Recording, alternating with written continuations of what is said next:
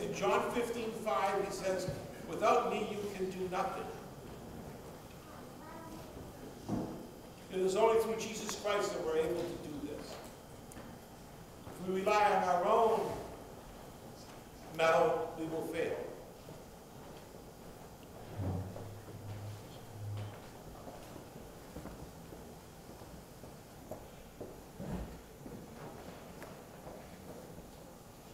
The observance of the physical fast undermines what one would call sinful complacency. And that is the overconfidence in our own self-sufficiency. We tend to get sinfully complacent. We tend to get at the point in time where we're operating on a battery, so to speak, in our spiritual lives. We're in this maintenance kind of thing.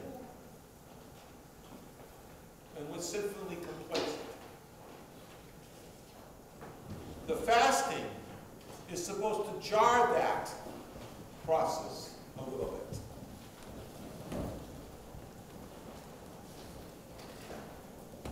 And the classic thing of the Pharisee, the publican and Pharisee stories, at least I'm not like that guy over there, but I fast with the people who cook. And that kind of arrogance, the fasting doesn't mean anything.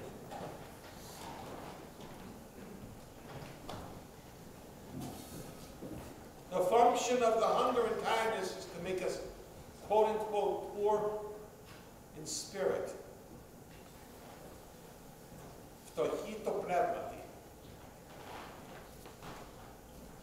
We're aware of our helplessness and a dependence on God's aid. That's the crux of the issue. To be dependent on God's aid.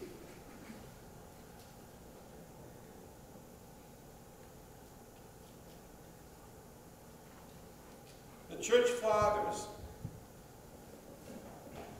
state, simply put, the guiding principle is that we should never eat to satiety, but always rise from the table feeling that we could have taken more and that we are not ready for prayer. We are not ready for prayer. In other words, when you push your hands away from the table, you walk away still feeling like you could eat the table. Now you go to prayer.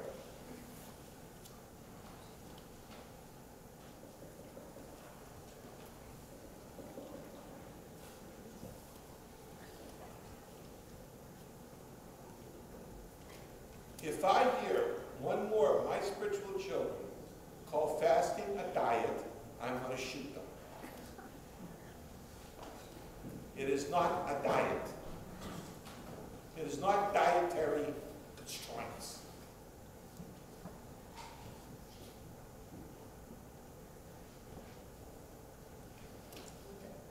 So when we set up a Lenten meal, it's not a dietary constraint.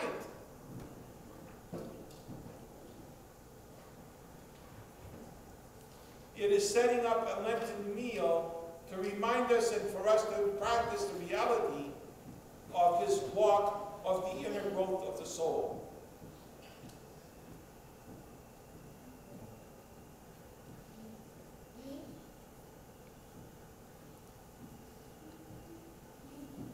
And the other thing starts about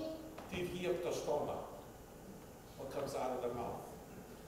That doesn't give you the excuse to say, well, I'm not going to do nistir and I'm not going to fast. I'm just going to watch what comes out of my mouth because I've already go that way too. Well, of course, Father, it's not important to fast as long as you watch what comes out of your mouth. No, it's in and out. It's the two together.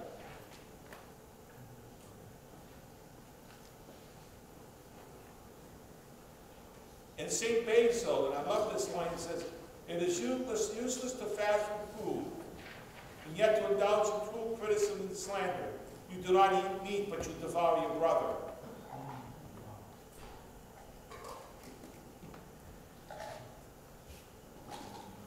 And that means in our subtle little gossip shots, too.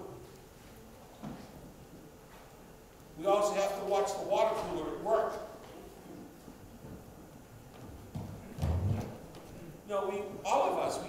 coming to church on a Sunday. Oh, do you have fun? You're saying our prayers at night and go to a work environment and turn around and ratchet up. Who's rocked at work? Or who's not doing what?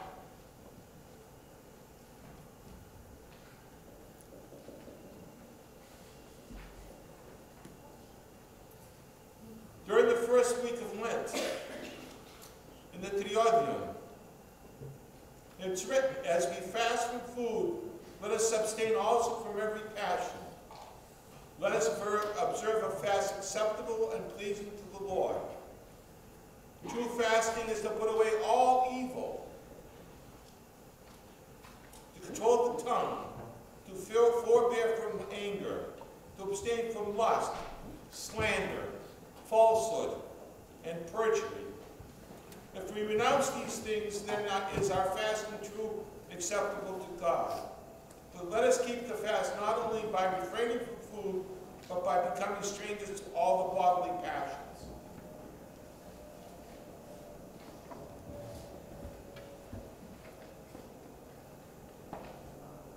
You've heard it before. Prayer, fasting, and almsgiving are intricately tied to the great Thessaloniki Lent. Prostia and Emosini. They're intricately tied together. If you're divorced from prayer or from the reception of the Holy Eucharist,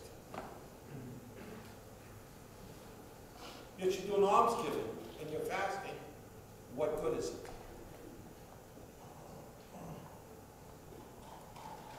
And yet if you say that you're coming to Sunday and receiving the Eucharist, now check this one out, yet you have no compassion for your neighbor, how are you receiving the Eucharist?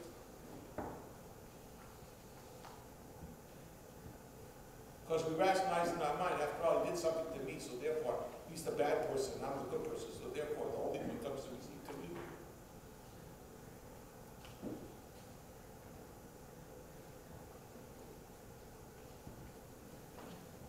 And the fathers use this language, that if fasting is done only under those kinds of conditions, it becomes pharisaical and even demonic.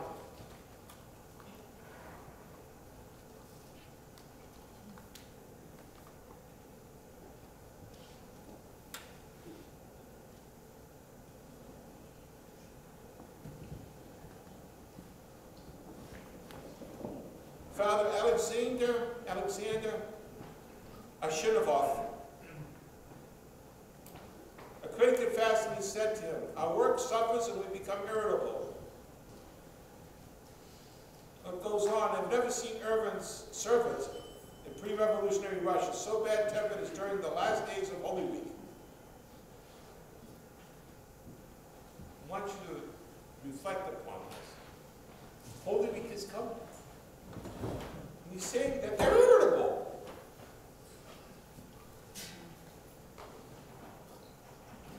Clearly, fasting has a very bad effect on the nerves. To this replies Father Alexander, you are quite right. If it is not accompanied by prayer and an increased spiritual life, it merely leads to a heightened state of irritability.